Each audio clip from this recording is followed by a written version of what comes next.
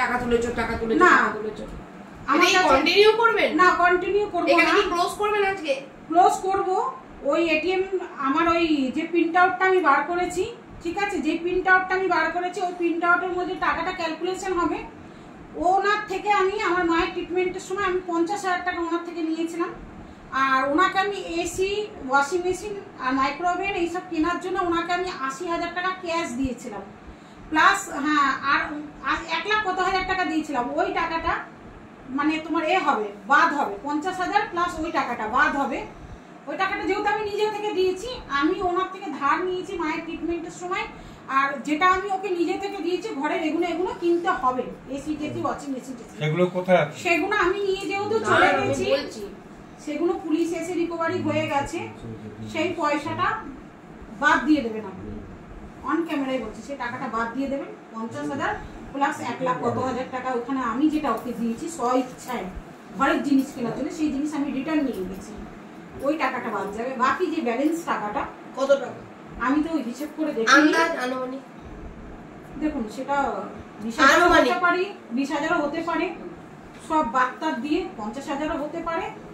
1 লাখও হতে পারে 80,000 হতে পারে 70,000 আমি জানি না ও প্রিন্ট আউটটা আছে আজকে আমি আনিনি আমি তারপরে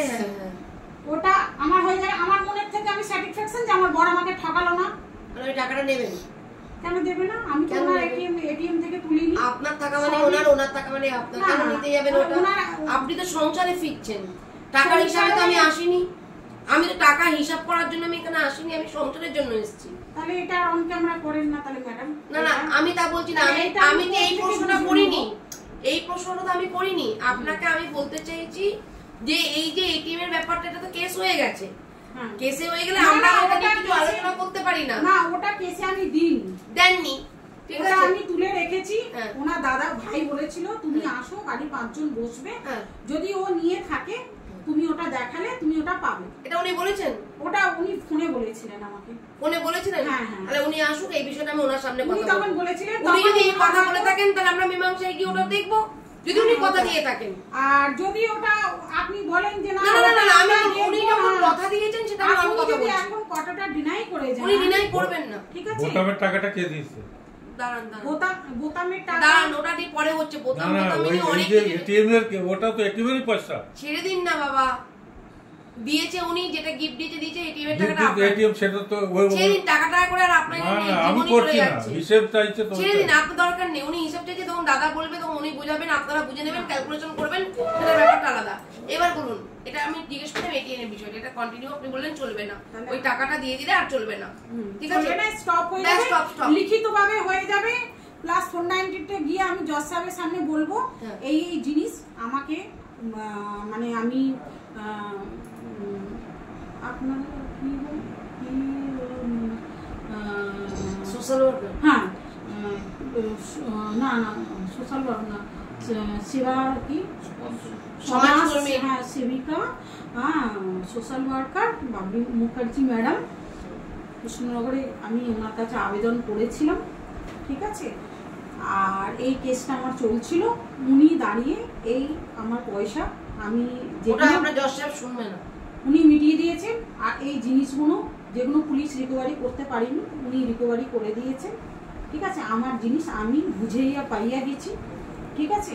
এই কেস আমি আর মানে ওনাদের বিরুদ্ধে আমার আর কোনো অভিযোগ নেই আমি এই কেসটা আর চালাতে চাইছি না আমি তুলে নিতে চাইছি ঠিক আছে ব্যাস কেসটা আমি মানে টাকা গহনা মানে এবার আসলে আসছে তাহলে উনি এতক্ষণ তো ঠিকই বলছিলেন আমাদেরকে টাকা গহনা ওইটা যদি উনি পেয়ে যান তাহলে ওনার 498 এর কেসটা উনি স্বইচ্ছায় তুলবেন যেটা আমি এর আগে রিকোয়েস্ট করছিলাম সেটা ওনার রিকোয়েস্ট দরকার নেই উনি স্বইচ্ছাতেই তুলতে চান স্বইচ্ছায় তুলতে চাই উকিলের পরামর্শে কেন বলুন তো উকিল বাবু বলেছেন যেহেতু আপনার উকিল বাবু বলবেন তুলবেন না দাঁড়ান বলতে দিন ওনার উকিল বাবু বলবে টাকা দেবেন না উনি তো নিজেই বললেন টাকাটা আমি দিচ্ছিলাম 10,000 টাকা করে কোনো মাসে 6,500 কোনো মাসে 5,000 আমি কন্টিনিউ চালাচ্ছিলাম কিন্তু আমার উকিল বাবু মানা করে দিয়েছেন তাহলে ওনার উকিল বাবু মানা করে দিয়ে উনি দিচ্ছেন না আপনার উকিল বাবু কেস করতে মানা করবে আপনি কেস তুলবেন না তাহলে এই জায়গায় আমাদের আনার দরকার নেই না আমি কথা বলে নেব আপনার সামনেই এখনই কথা বলেই নেব যে আমি এই জিনিস 11টা বাজে আবার কখন ফোন করবেন ফোনটা করতে বলছি তো অনেকক্ষণ ধরে আমি তাহলে এইগুলো হ্যাঁ কথা জিজ্ঞেস করবেন, ওনাকে জিজ্ঞেস করবেন বলছিলেন না। আচ্ছা আপনি বলুন, আপনি বলুন। আমি যখন বললাম যে তোমার দাদা আমার এটিএম থেকে টাকা পয়সা এটা ওটা হ্যানা ত্যানা, তখন তুমি একবার বলেছিলে ফোনে যে ঠিক আছে তোমার কি গেছে না গেছে তুমি আসো এখানে এসে মীমাংসায় বসো, বাড়ির সবাইকে ডাকি, তোমার যদি নিয়ে থাকে তুমি পাবে বলেছিলে। তারপরেই তো আর এখানে আমি মীমাংসায় বসিনি, আমি সোজা তখন আমার মাথায় কেস কেস কেস কেস